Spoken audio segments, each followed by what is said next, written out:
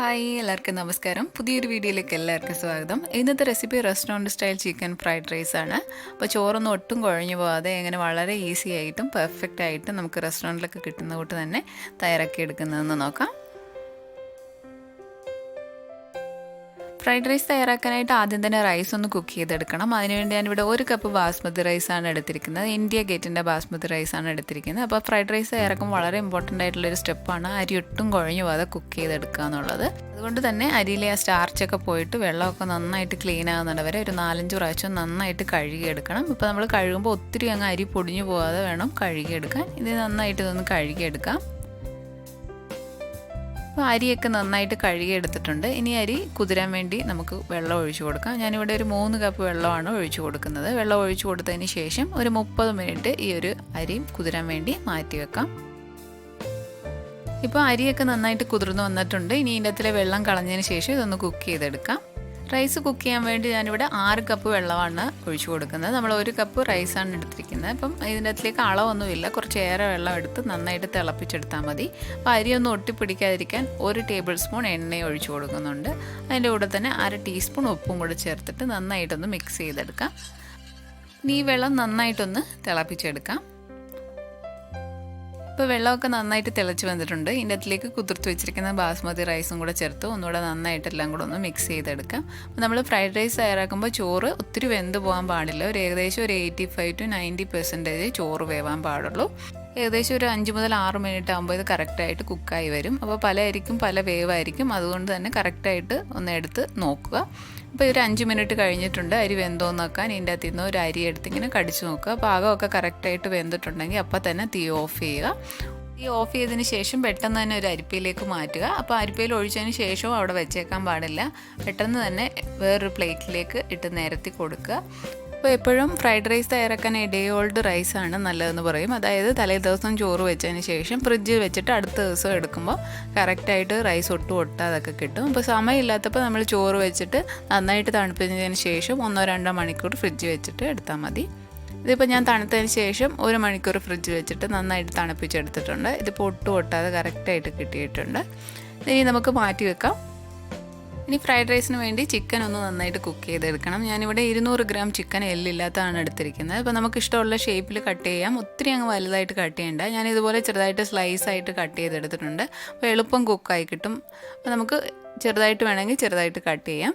ഇനി ഈ ചിക്കനിലേക്ക് 1/4 ടീസ്പൂൺ ഉപ്പും 1/4 ടീസ്പൂൺ കുരുമുളക് പൊടിയും കൂടെ ചേർത്തിട്ട് നന്നായിട്ട് ഒന്ന് മിക്സ് ചെയ്തെടുക്കാം.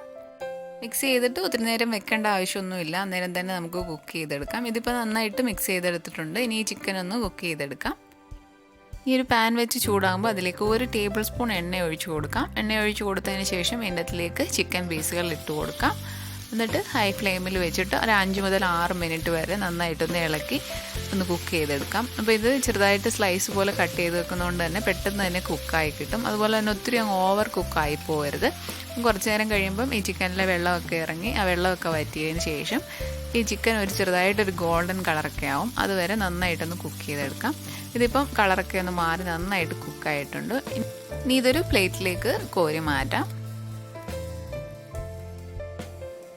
ഇനി അതേ പാനിൽ തന്നെ 3 മുട്ട പൊട്ടിച്ചൊഴിച്ച് കൊടുക്കാം.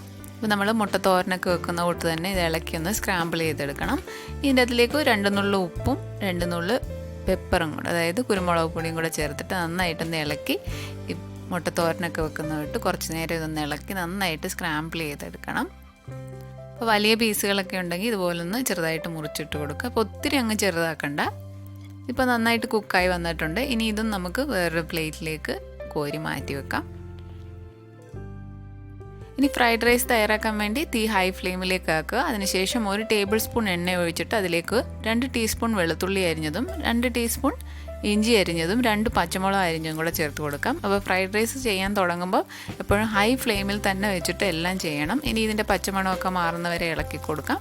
അതിനുശേഷം ഇതിൻ്റെ അകത്തിലേക്ക് ഒരു 1/2 കപ്പ് ക്യാരറ്റ് അരിഞ്ഞതും 1/2 കപ്പ് ബീൻസ് അരിഞ്ഞതും കൂടെ ചേർത്ത് കൊടുക്കാം. അപ്പം ഈ ഒരു പച്ചക്കറികളൊക്കെ ഒത്തിരി അങ്ങ് വെന്ത് പോകാൻ പാടില്ല. അതുപോലെ തന്നെ നമുക്ക് ഇഷ്ടമുള്ള പച്ചക്കറികളൊക്കെ ഉപയോഗിക്കാം. ഒരു 2 മിനിറ്റ് ഹൈ ഫ്ലെയിമിൽ വെച്ചിട്ട് നന്നായിട്ടൊന്ന് ഇളക്കി കൊടുക്കുക.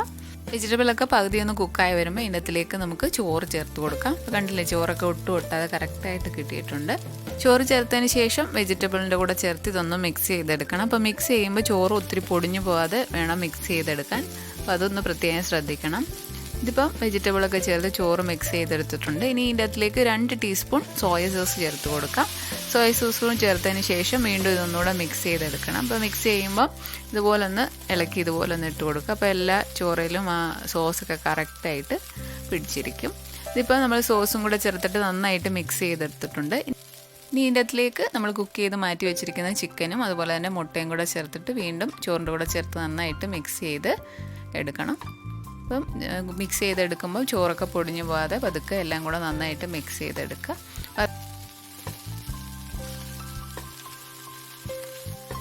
മിക്സ് ചെയ്തതിന് ശേഷം ഇതിൻ്റെ അകത്തിലെ ഉപ്പ് നോക്കാം. കാരണം നമ്മൾ സോയ സോസൊക്കെ ചേർക്കുന്നതുകൊണ്ട് തന്നെ അതിൻ്റെ അകത്ത് ഉപ്പുണ്ട്. അപ്പോൾ ആവശ്യമെങ്കിൽ കുറച്ച് ഉപ്പും കുരുമുളക് പൊടിയും കൂടെ ചേർത്ത് കൊടുക്കാം. അതിൻ്റെ കൂടെ തന്നെ 1 ടീസ്പൂൺ വിനാഗിരിയും 1/2 കപ്പ് സ്പ്രിംഗ് ഓണിയൻ അരിഞ്ഞും കൂടെ ചേർത്ത് കൊടുക്കുന്നുണ്ട്. അപ്പോൾ സ്പ്രിംഗ് ഓണിയൻ്റെ ഗ്രീനും വൈറ്റും അരിഞ്ഞതാണ് ചേർത്ത് കൊടുക്കുന്നത്. അപ്പോൾ സ്പ്രിംഗ് ഓണിയൻ ഫ്രൈഡ് റൈസിൻ്റെ അകത്തിലെ മെയിനായിട്ടുള്ള ഒരു ഇൻഗ്രീഡിയൻ്റ് ആണ്. അത് ഒഴിവാക്കരുത്. അതൊരു പ്രത്യേക ടേസ്റ്റ് കൊടുക്കും ഈ ഫ്രൈഡ് റൈസിന്. പെട്ടെന്ന് തന്നെ സ്പ്രിംഗ് ഓണിയനോടെ ചേർത്തിട്ട് നന്നായിട്ട് മിക്സ് ചെയ്തിട്ട് തീ ഓഫ് ചെയ്ത് കൊടുക്കുക. കാരണം ഒത്തിരി നേരം ഇട്ട് കഴിഞ്ഞാൽ ഈ റൈസൊക്കെ ഡ്രൈ ആയി പോവും. അങ്ങനെ വളരെ ടേസ്റ്റി ആയിട്ടുള്ള restaurant style chicken fried rice റെഡിയായി. ഇനി ഇതൊരു സെർവിങ് ഡിഷിലേക്ക് മാറ്റാം.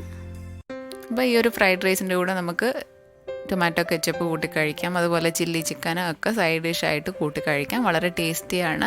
അപ്പോൾ നമുക്ക് റെസ്റ്റോറൻറ്റിലൊക്കെ ഇടുന്ന ചിക്കൻ ഫ്രൈഡ് റൈസ് നമുക്ക് വീട്ടിൽ തന്നെ വളരെ ഈസി ആയിട്ട് തയ്യാറാക്കിയെടുക്കാം. അപ്പോൾ എല്ലാവരും ട്രൈ ചെയ്ത് നോക്കുക. അപ്പോൾ നിങ്ങൾ ട്രൈ ചെയ്ത് നോക്കിയിട്ട് നിങ്ങളുടെ ഫീഡ്ബാക്ക്സ് കമൻസിലൂടെ അറിയിക്കുക. അപ്പോൾ നിങ്ങൾക്ക് വീഡിയോ ഇഷ്ടപ്പെട്ടാൽ ശരണ്യാസ് റെസിപ്പി ചാനൽ സബ്സ്ക്രൈബ് ചെയ്യുക. പുതിയൊരു നല്ല റെസിപ്പി ആയിട്ട് കാണാം. താങ്ക്